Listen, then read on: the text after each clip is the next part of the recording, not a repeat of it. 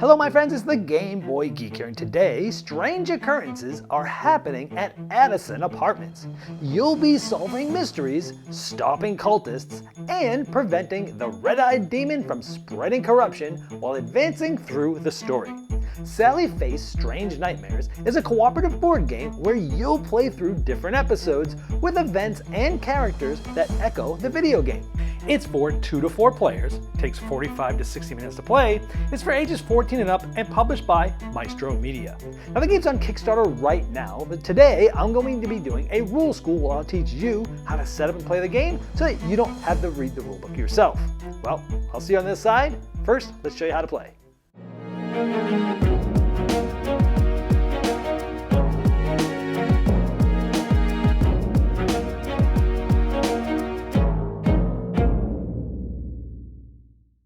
Sally Face Strange Nightmares is a cooperative game where you're going to be going through different stories and trying to get through the finale of each story.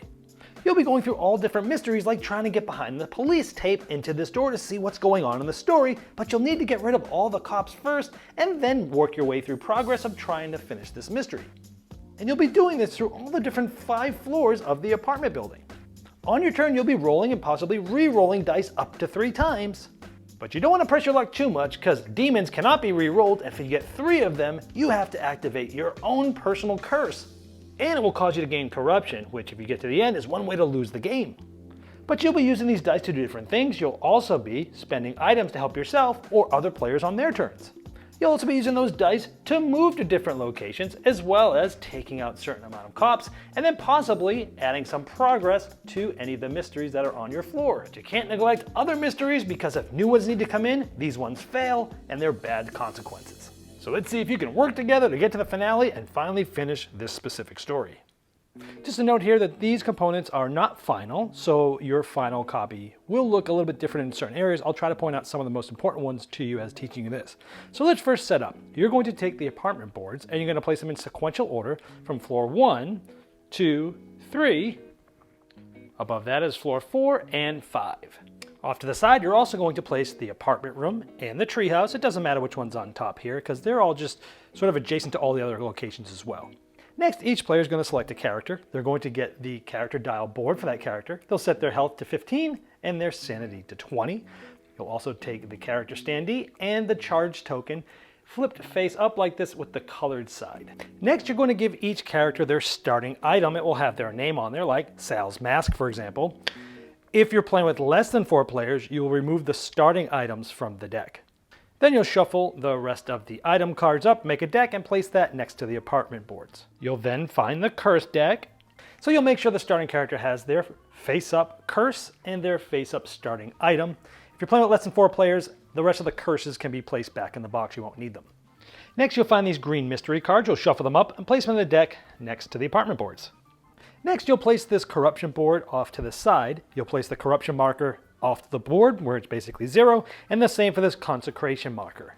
Next, off to the side, you'll also place all the cop standees, the progress tokens, the ability dice, there's 6 of those. There'll also be an insanity die and a ghost die. Place these off to the side. Now we're going to be teaching you story 1 today, Another Dead Body is what it's called. You're going to find the story cards. They have this number on the back side like this. Do not shuffle these. You want to make sure that these are in order, numerical right here. So you see this number here? They go in order.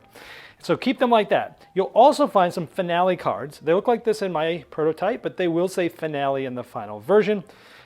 This one, you can shuffle this deck and just place it next to the apartment buildings like this. And finally, each player can place their character on the floor they started. So Sal starts on the 4th floor.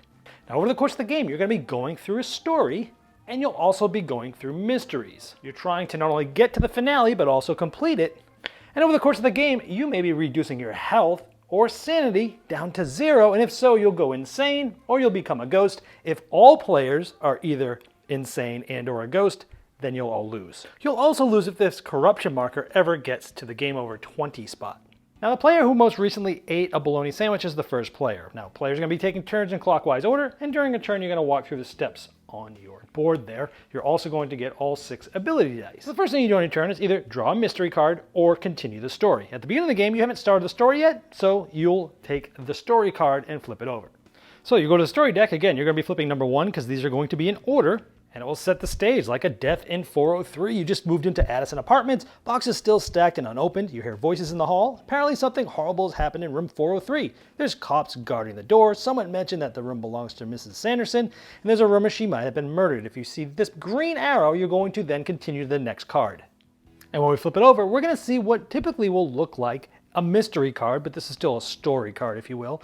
And look, there's the police had put the tape there. And this card is in room 403, which is interesting because we actually started on the 4th floor, and we can put it on any of the 2 empty doors here, like that, for example. Now, unless you see a stop hand on one of the cards, you just continue going through the story. So we'll flip this one up, and we'll go through what this wants you to do. Another dead body is the name of this story. We're going to place 2 cops on floor 4 and a cop on each adjacent floor. It's then going to have us take that shuffle deck of finale cards to place 3 of them face down in that apartment room. It's then going to have you go through the mystery deck and put out 4 cards. So the card we drew was 403. This is also on the 4th floor, so we put it in the empty room. Now when drawing these mystery cards right now in the game specifically, if you draw one for a floor and the 2 spots are already full with cards, just take the card you've drawn, put it at the bottom of the mystery deck, and draw a replacement. Later on after this, that will change, but I'll go over that a little bit later. So you'll continue to do that, so you have put 4 new mystery cards out. Now some mysteries have sort of an ability that gets triggered or is ongoing. In this case it's ongoing. When you solve this, you'll gain an item. We'll talk about that later. Now once you've done that, again, the green arrow is there. You don't see a stop sign, so you'll replace that with the next card here. And we see cause for distraction. So you'll read all this, and it will tell you to stop. Anytime you see this, do not get any more cards. You need to solve the police tape mystery to keep going. Now essentially you want the cops to leave, you need to try to get rid of them so that you can get in the room. So whenever a mystery is placed, you also add a cop on that floor while this is, while this is affecting here.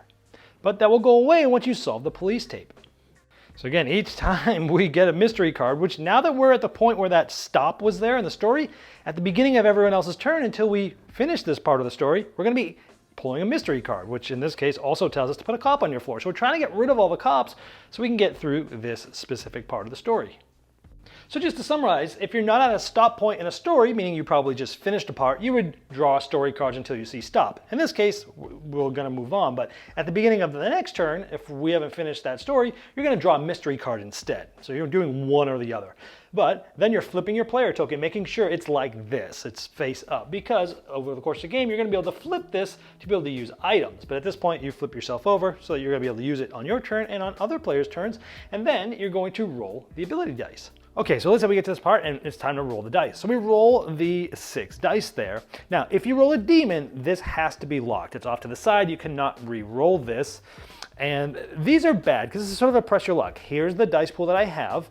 Now, let's look at these 2. This is intellect.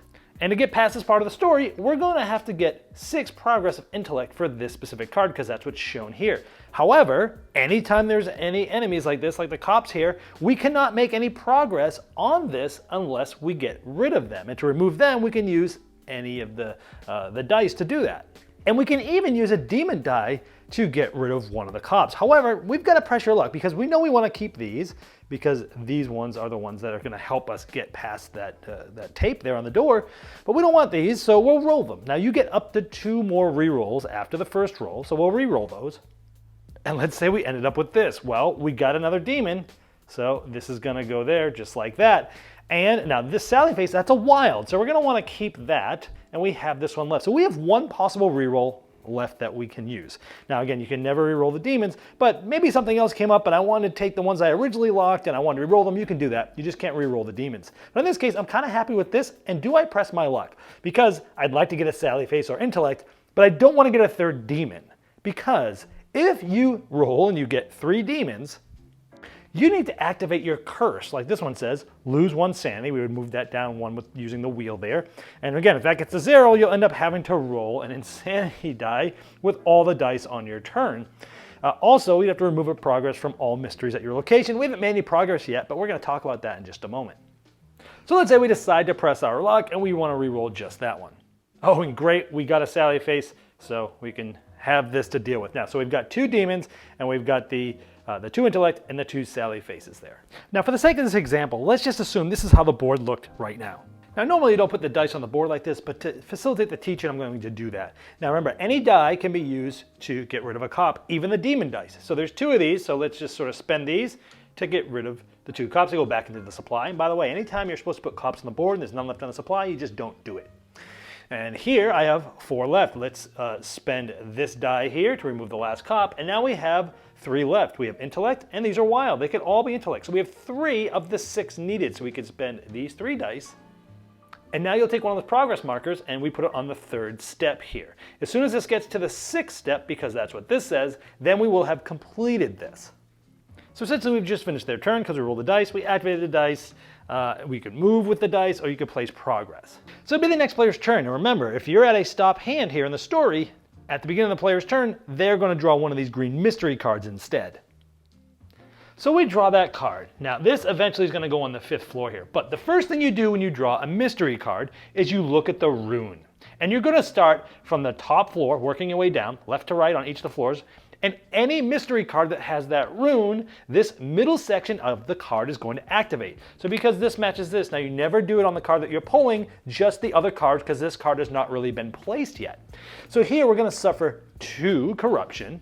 So here they're going to move this to number 2. Now notice number 2 has this purple circle. That's an item there. So what happens is the player that caused this to happen on their turn will draw an item card, and they'll give it to any player. It can be themselves, or it might be somebody else. Now, by the way, if you ever get to a spot where it's red like this, every player has to trigger their own specific curse. But right now we're here. And this is a pool of blood, so it's also going to move this mystery down 1 floor. So it's going to come down, as long as there's an open space, it's there. Now, if it couldn't, meaning if these 2 were full, you essentially would fail. Anytime a mystery fails, you do it's in this smaller bar here, which would be suffering 2 more corruption, and then that card would be discarded out of the game. But again, we've been looking from top to bottom, looking at the runes. Now, this card also had the rune of the card that was drawn this round, and this says place 2 cops at your location. So you just do what that says. So you do that for all the cards, top to bottom, left to right, that has the same rune of the card drawn. And then you would place this card. It goes in the 5th floor. Again, if both doors are open, you just pick one. It doesn't matter. But let's say if it needed to be placed, there were already 2 cards on this floor, meaning the floor is full. You would need to decide one of these 2 is going to fail. So you're either going to suffer 2 corruption or you're going to suffer 1 corruption.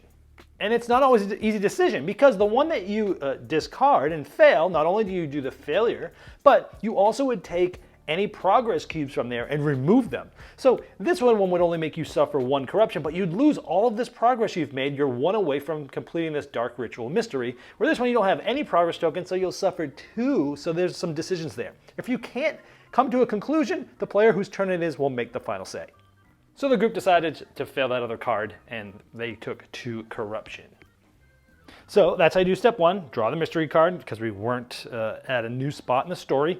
And now we make sure that our token is on this face-up side, then we're going to roll the dice. Now remember, you always get up to 3 rolls, always locking demons and not rolling those. But let's say after our rolls, we have this. Now each location has an ability that you can trigger once per turn. I have this die, I'm spending it to do this. I can place a consecration token on the corruption track. And that allows us to place that token right on top of the corruption marker. Now, if we're going to take any amount of corruption, instead of taking the corruption, we just take this off. It's sort of some defense there. Now remember, you can spend even a demon die to get rid of one of these cops. So we do that. We spend that die and we take one of these cops off. Now I want to get from this floor all the way up to here to try to, complete this section of the story. You can spend any die. I had a second demon die. You can even spend those to move to any location. So I can move directly here. Now I have 3 dice left. I have intellect, which is going to help us out at the police tape. I have these. And you look at the upper right of the player board, and this icon is going to be whatever that player's icon is here. So this always triggers this, which in this case is also intellect. So essentially, I have 3 intellect to spend here. So I can spend that 3 intellect, 1, 2, 3, because there's no enemies here. That's great. And we're at 6, and we're able to complete this. Now when you solve a mystery, you'll remove the cube back to the pile and you'll remove the card. And remember that some mysteries, when you solve them, will give you things like, if you solve this one, you get to gain an item. Now on the next player's turn, again, they're going to further the story or draw a mystery card. Well, we were at stop, but we did complete this. We solved the police tape. So on the next player's turn, they instead are going to draw this, and you're going to follow through the same types of things I showed you through the beginning. I'm not going to show you any more because I don't want to spoil any more of the story for you. So this player would have done that, gone through the story some more. Now keep in mind about the items. Now remember, at the second step of your turn, you're going to flip your charge token because in this case, that player had used an item. Now remember, you can turn this over to use an item, but you can also turn it over on another player's turn to have them use an item. So if you use this and use an item, you know that you're not going to be able to help another player because this doesn't flip over until step 2 of your turn, and you just do what the items say. They're pretty self-explanatory. Now, speaking of these charging tokens, in the final product, your board will have an ability, and if you trigger that, you'll get a second charge token. Like here, this gets unlocked when your sanity gets down to 10. Now, at some point in the story, you will be told to reveal the finale cards that were placed here. Remember, these are shuffled, so you're not going to always have the same finale cards, even if you replay the same scenario. Now, to win, you'll need to complete all 3 of these in any order, and you do it just like you were with the mysteries. It needs 7, 7, and 6, but keep in mind that it has certain things going to happen. In this case, at the start of your turn, a lot of bad things are going to be happening. Now, if you get through all 3 of those, you'll win, but remember, you'll lose if the corruption ever gets to 20. Now remember, if you ever get down to 0 health, it shows this green die, you will take the health die, you'll roll this in addition to all the other ability dice. If your sanity gets to 0, you will also have to take the purple sanity die because you've gone insane. Now keep in mind that if you were to lose health or sanity like this, you'll will move the corruption 1 spot. And rolling these dice are bad because sometimes all players would lose 2 health, or all players might lose sanity, for example. Now, this is considered being a ghost, this is considered being insane. You can actually be both and be fine. However, if all players are either a ghost or are insane, then that's another way that you have lost. And it doesn't matter the combination of this. I might have 0 health and the other player might have 0 insanity, and that's it. We're the only 2 players, then we have lost the game. Now, if you've completed the story, you would then, next time you play, you'd go to the next story. And now if you failed this story, you can feel free to play this one again until you pass it. Well, I hope this helped you dive right into Sally Faye's strange nightmares faster than you normally would if you had to read the rulebook yourself. Now, if you'd like to see all the most up-to-date art and components and all the different pledge levels available, you can click the link below me in the description of this video, and that will take you directly to the Kickstarter project page, and I'm sure that Maestro Media would love your support.